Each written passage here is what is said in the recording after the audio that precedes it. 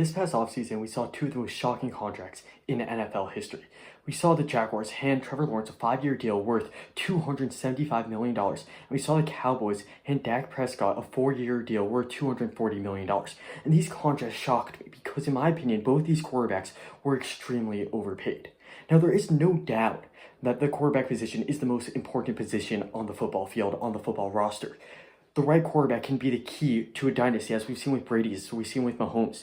And very specific quarterbacks, very few quarterbacks, can, just by being on the roster, turn their teams instantly into Super Bowl contenders. However, that's only very few quarterbacks. That's only the Mahomes, the Josh Allens of the world. In my opinion, besides for those very specific quarterbacks are not worth more than 10 to 12% of the team's salary cap. Let's get to it.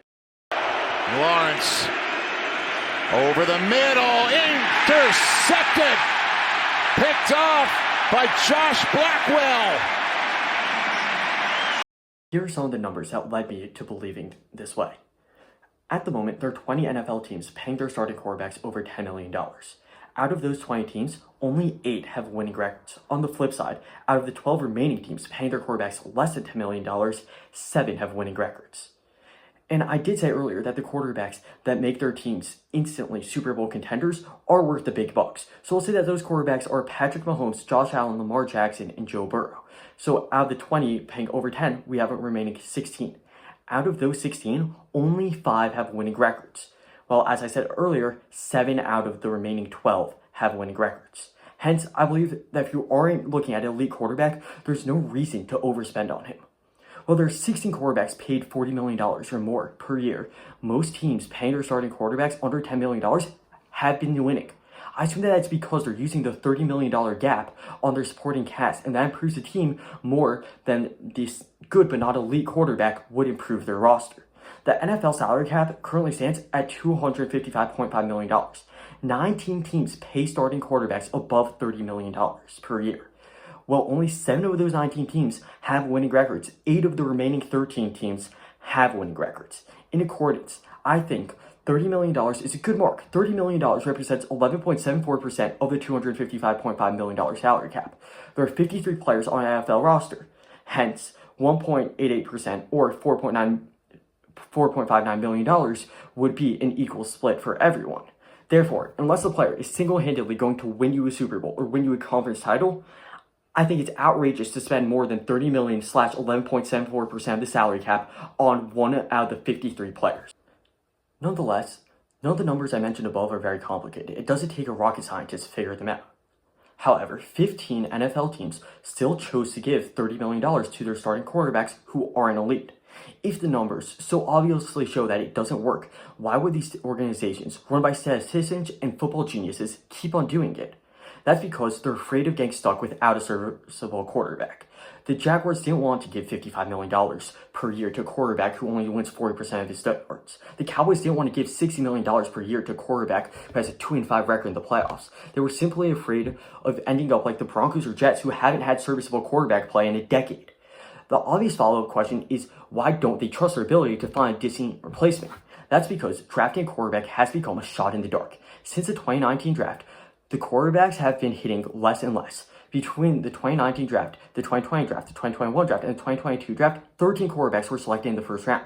Out of the 13, only 7 are still with the teams that drafted them, and only 3 have winning records on their career. Not enough time has passed to judge the classes of 2023 and 2024.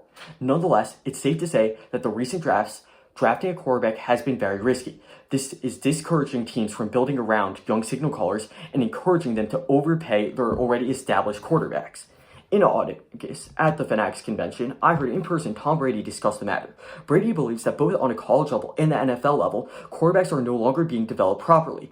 On the college level, it's because of the transfer portal. Since the transfer portal opened in October of 2018, that was only months before the 2019 draft, which was the beginning of the window that we discussed earlier, quarterbacks have had the option to get up and leave. In accordance, coaches haven't been able to be tough on their quarterbacks. They have been forced to tippy-toe around their quarterback. So anytime the coaches want to make tough decisions that ultimately are for the good of the quarterback, such as a redshirt freshman year or intense, brutal training, they can't do so because they're afraid that their quarterback's just going to get up and leave to a different school. And therefore, these quarterbacks haven't been developing properly. They haven't been developing as intensely.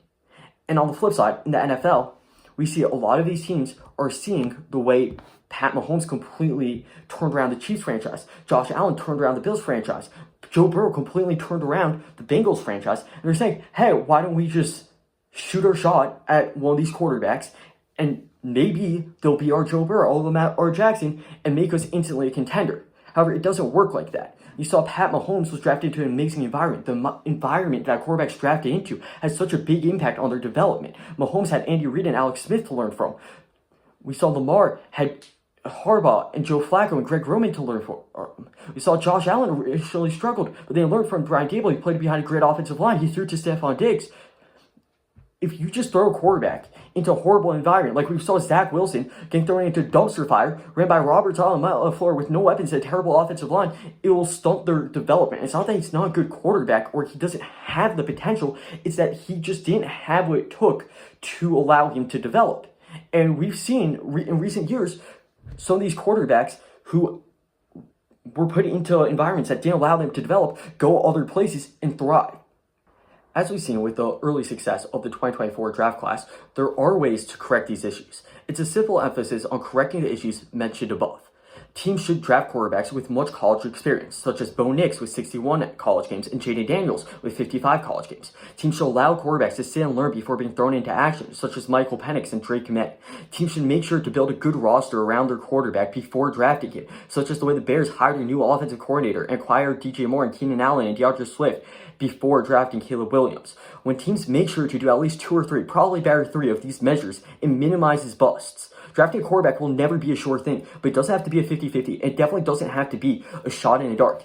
In addition, teams can look at draft busts from recent years, and based on who failed due to poor development, they can pick up cheap quarterbacks with a lot of untapped potential. Over the past few years, we've seen the Seahawks pick up Geno Smith for $3.5 million, and he played great. The Buccaneers picked up Baker Mayfield for $4 million, and he led them to the divisional round. The Vikings picked up Sam Darnold for $10 million, and they're off to an amazing start.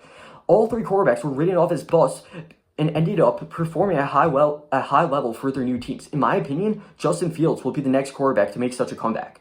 Between these 2 solutions, it will become easier to find serviceable quarterbacks, and the market for good but not elite quarterbacks will crash. The difference between the value of the 10th best and the 25th best quarterbacks will minimize and almost disappear. The quarterbacks who make the teams instant Super Bowl contenders by simply being on the rosters will always be rare and worth an insane amount of money. However, all other quarterbacks will be competing for starting jobs and will be very replaceable. And if they demand too much money, it will not work. Any quarterbacks outside of the top tier won't be worth paying more than 11.74% of the team's salary cap. NFL teams have begun to figure this out, and the wheels are in motion. It might happen in 3 years, it might happen in 10 years, but it's only a matter of time. This will happen. The quarterback market will crash. Lawrence. Over the middle, intercepted, picked off by Josh Blackwell.